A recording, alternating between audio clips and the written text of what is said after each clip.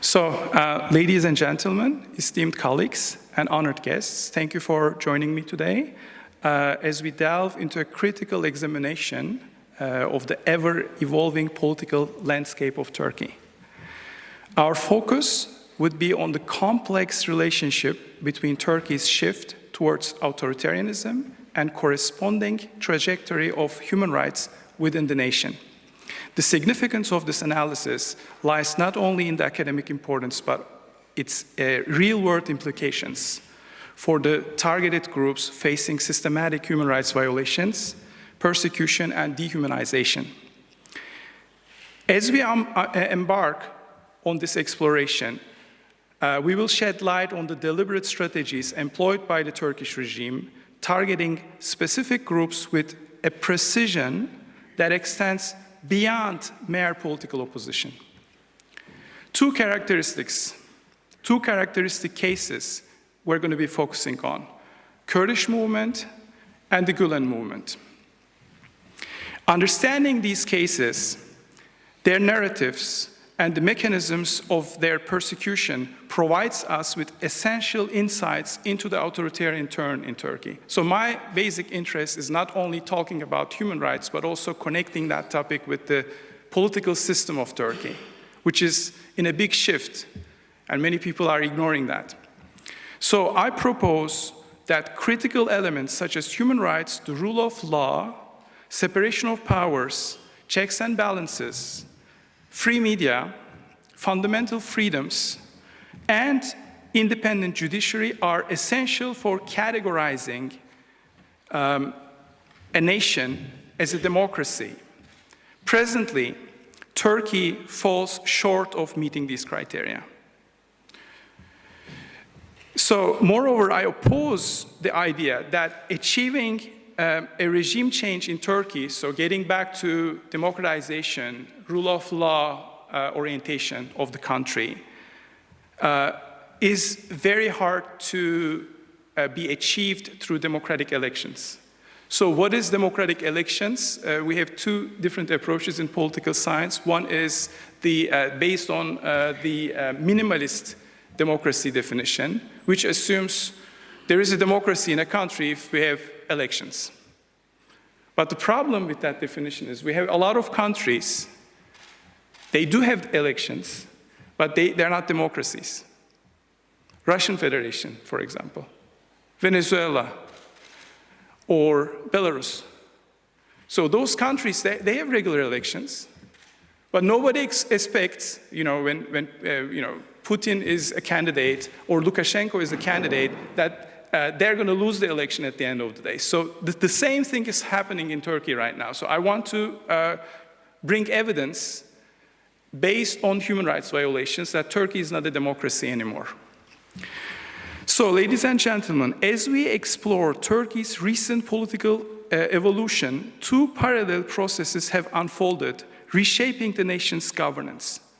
On one hand, Turkey has gradually transitioned into an authoritarian regime, a transformation noted by scholars.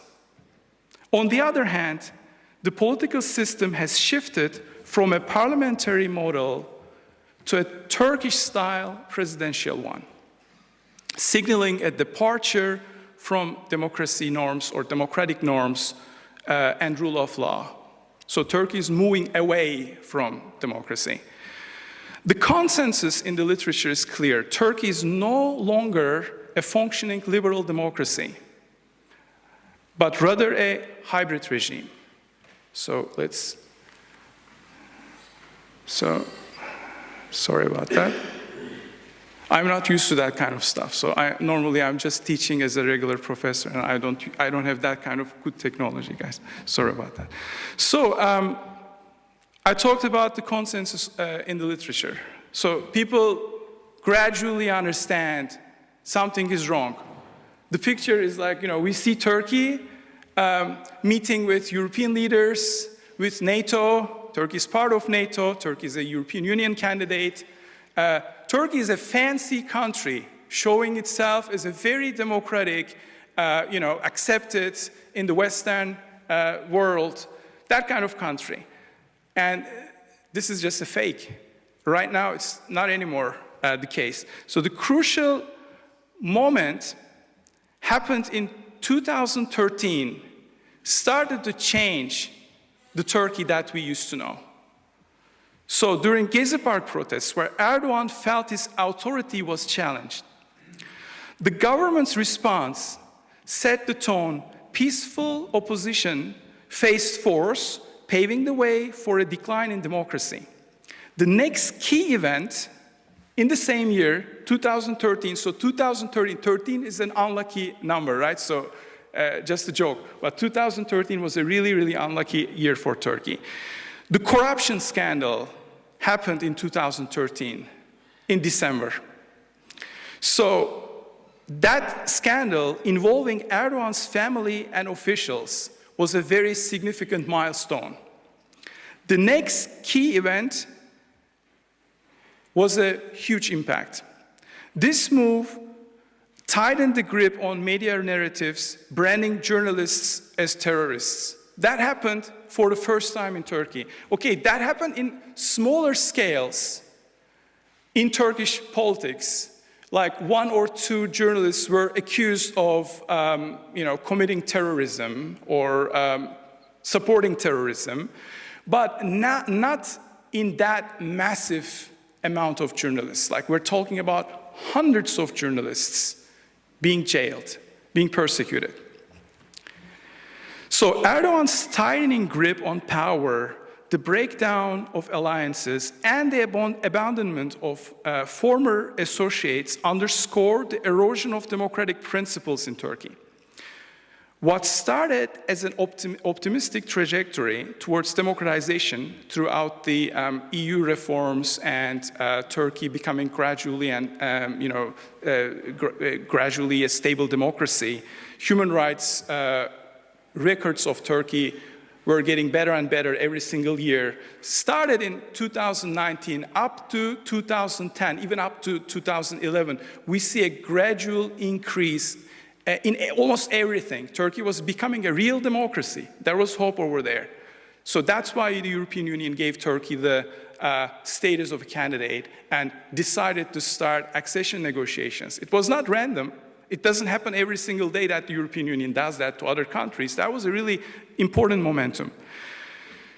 So, ladies and gentlemen, for the purpose of this presentation, it's imperative to delve deeply into 2 specific groups, as I mentioned before.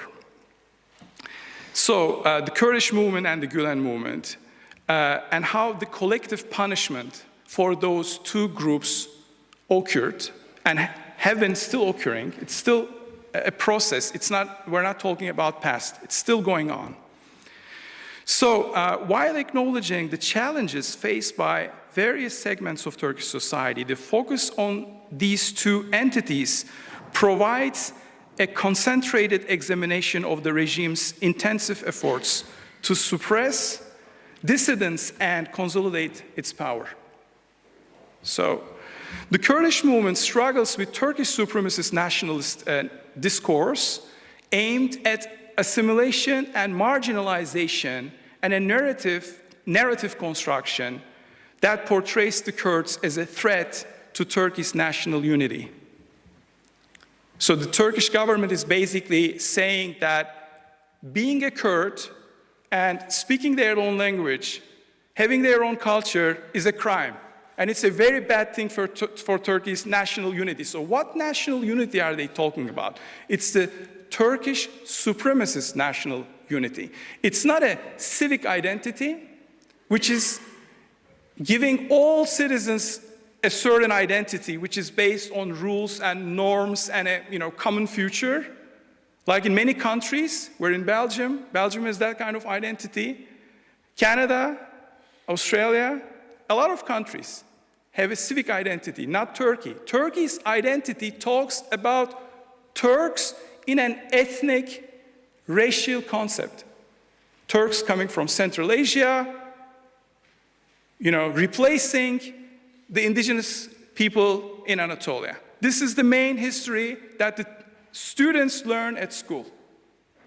Of course, Kurds don't want that. They don't like that because they're not ethnic Turks. You wouldn't like that either. You know, if Turkey would come to you and say, let's say you're a German, and Turkey would say, well, you're not a German, you're a Turk. Well, I'm speaking German, I'm a German, how come? Right? This is almost a farce. It's a stupid situation. That's what we're dealing with in Turkey. So,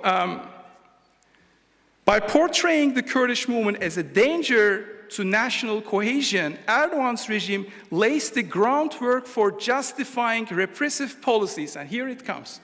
It's not just in vain. It's not like Erdogan doesn't like the Kurds. It's not just like it's his hobby to persecute Kurds. There is a purpose over there. He wants more power. How can he gain this power? He talks about dangerous things, you know, like, oh, our national unity is undermined. We need a stronger government. We need a more powerful grip. That's how it works. So he's instrumentalizing the Kurds and the danger coming from the Kurdish movement in order to become more and more powerful for his own political goals. So the mission, fueled by nationalist appetite, not only criticizes the Kurdish cause, but also hinders the rightful request for Kurdish rights and autonomy. Understanding this dimension of the regime's mission is crucial for unpacking the broader dynamics of Turkish politics. It illuminates the intentional deployment of nationalist discourse as a strong tool for suppressing. Suppressing who? Suppressing critical voices within the Kurdish community and consolidating power under the executive of protecting national unity. As we navigate through these complex narratives, it becomes evident that the Kurdish issue is not merely a regional concern, but a central piece in the puzzle of Erdogan's authoritarian agenda.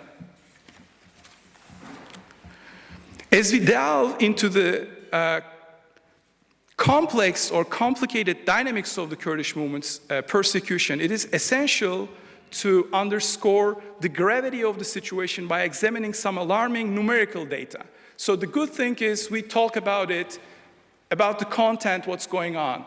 But in order to, I know that many people from Turkey or many academics who are doing research on that topic, they know those things. But how about you guys? So without numbers, it's always very, very difficult to understand the magnitude of the persecution, the magnitude of the massive human rights violations. So we need numbers, and that's important. So here, some numbers. I mean, when I was writing this, it was striking because normally I read those things on Twitter, I read those things on human rights reports, but when you summarize them, when you put them together, it's striking. It's really like you get goosebumps, when you write something like that. It's because it's about people, guys. Now think about this. These numbers, 8,930. What does it say? It says 8,930 HDP members, so the pro-Kurdish Democratic Party, detained, 2,782 imprisoned, 494 HDP party offices attacked. 700 party officials were arrested along with 42 municipal co-chairs. So when I say like municipal co-chairs, it kind of sounds dry. What does it mean is there are provinces in Turkey where Kurds are predominantly the main ethnic group, right? It's 80%, 90% Kurdish. When there are elections over there, people are voting and, electing their own representatives, let's say a mayor. And those mayors, they're getting mostly more than 60%, even 70% of the whole votes. It's an amazing score. So when we talk about those people officially elected, jailed, it's like incomprehensible for any type of liberal democracy in the world. How come that a elected mayor the next day goes to jail? Can that happen in Belgium? I don't think so. So 69 municipal co-chairs were arrested, 58 dismissed and replaced by 50 municipalities. Replaced by who? By the government, arbitrarily. There is no re-election procedures. The government says, this person is a terrorist, go to jail, red card to you. Who's going to come and replace this person? Oh, I have this friend over there, the friend of the party, the friend of Erdogan, the friend of the clique. Let's call him and bring him over there. He's not a Kurd. He doesn't care about Kurdish rights. He's not a politician. He's going to serve the regime. This is how the regime is consolidating itself, guys. So 84 municipalities had co-mayors dismissed, replaced by state-appointed trustees, and around 10,000 Kurdish employees working in those municipalities or used to work in those municipalities were suspended. Which means it's not only changing the mayor, it's changing the entire, personnel over there. 117 investigations were initiated, totaling 683 cases. Since the attempted coup, about 2,000 HDP members have been detained. And 2,000 plus were killed, 10,000 plus houses destroyed in Cizre only, 10,000 houses. We're not talking about an earthquake. It's not a geology lecture, okay? It's about politics. That's what the government is doing. It happened only in 2016. Within a couple of months, 10,000 houses destroyed in Cizre only. Cizre is one small city. Majority of internally displaced persons in southwest Turkey, so in the Kurdish regions, the majority of those displaced persons are located. And the number is 355,000 up to 500,000, mainly Kurds. So when we talk about displaced people in Turkey, it's predominantly Kurdish people. And at least 355,000 were displaced from Cizre, Silopi, and southeast Turkey due to security operations. Now that gives a clear picture of what's going on with Kurds. Now let's come to our next case. Our next case is Gülen movement. Now to be clear, those are two different categories. One is an ethnic group, the other is a religious, social, civil society organization, which is considered by the Turkish government as a terrorist organization. FETÖ, so Fethullah is terrorist organization, in quotation marks, like my fingers are getting more muscly when I make all the time this. So delving deeper into the impacts of the attempted coup in Turkey, because it is connected with that. Yeah, my friend Vedat Hoca is showing me and helping me. Those are horrible pictures, but we can look at them later. So everything is connected with 2016 military coup attempt, right? Why? Because the government used it, the Erdogan regime used it as a political power excuse, so to speak, if you will.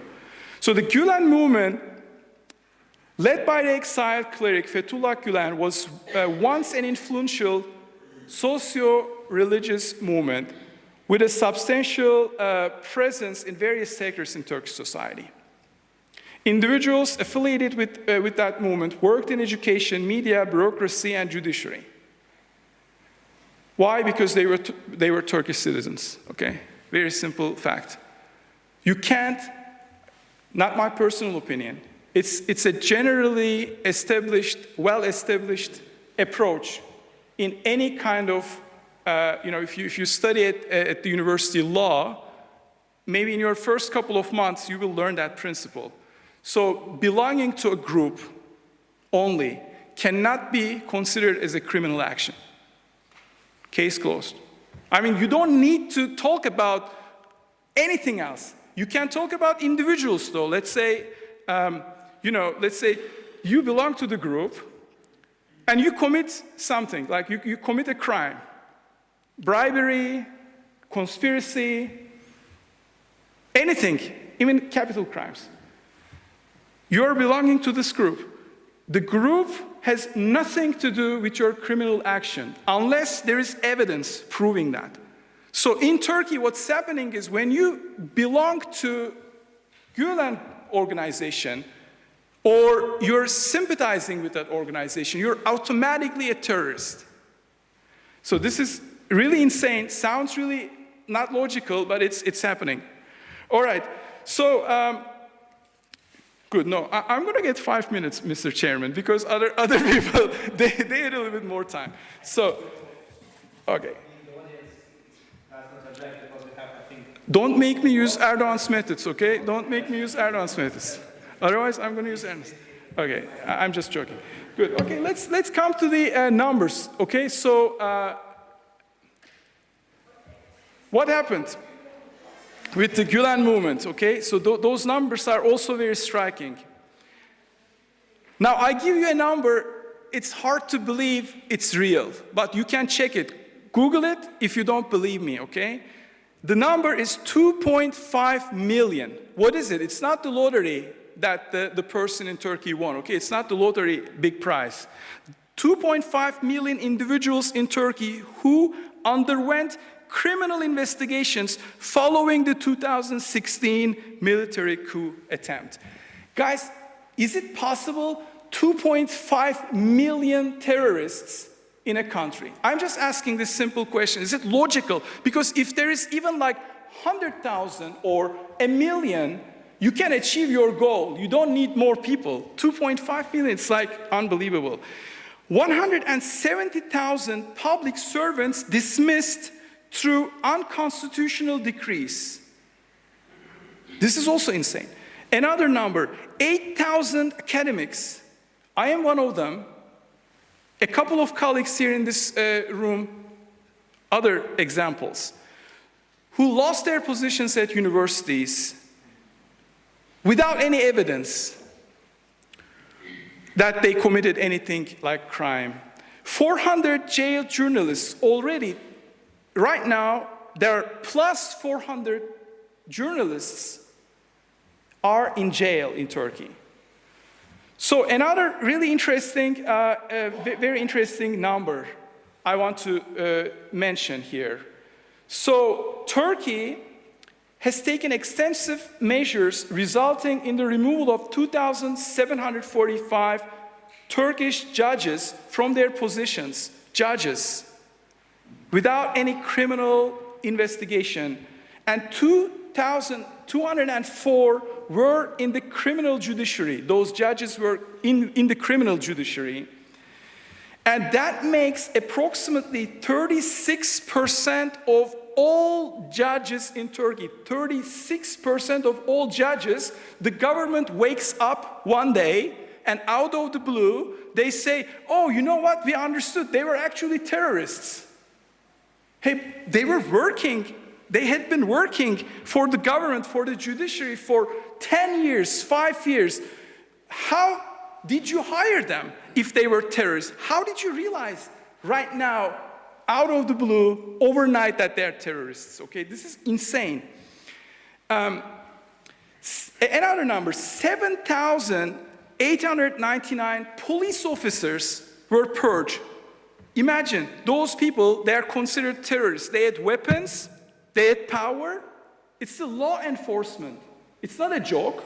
If they were terrorists, I wonder, why didn't they do anything with their terrorism capacity when they were in power, when they were police officers, right? So it's also interesting. So that's my last indicator or number, and it's really insane again. More than 50% of all admirals and generals in Turkish forces, the government said overnight, out of the blue again, they were terrorists. Actually, they're traitors. More than 50% of all generals and admirals. Can you imagine how many hundreds of thousands of soldiers they were commanding? Turkey is in active service, more than 600,000 soldiers. second largest NATO army in the world, okay? So those admirals, they were actually commanding over 300,000 soldiers. And they didn't do anything as long as they were in their own position. Now, conclusion. Looking ahead, it's important to ask why Turkey is still called a democracy.